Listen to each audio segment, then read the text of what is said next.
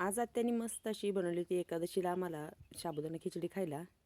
आणि ह्याची आमटी पण बनवलेली आहे, शेंगदाण्याची आमटी. त्याच्यामुळे साबुदाणा खिचडीमध्ये जास्त मिरची नाही घातलेली. म्हटलं दोन्ही तिखट झालं की मग जास्त तिखट लागेल. तर हा बनवलेला आहे मिठाचा शाबू.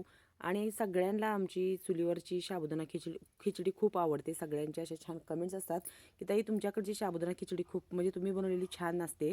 तर लाल तिखटची पण बनवते मी, कधी मिरची नसली की लाल तिखटची बनवायची. तर चला तुम्हाला दाखवते आम्ही शेंगदाण्याची आमटी कशी बनवते. काय झालं, हिरवी मिरचीची बनवली पण जास्त काही तिखट लागे ना म्हणून परत लाल तिखट घातलं. तर लाल तिखट हे कसं आहे माहिती आहे का, मी फक्त मिरची कुटून ठेवते, कारण हिरवी मिरची ज्यावेळेस उपवासाला नसेल त्यावेळेस मग लाल तिखट वापरायचं, बाकी त्याच्यात काहीही केलेलं नसतं. आणि ही साबुदाणा खिचडी असा एकादशीचा आमचा बेत होता.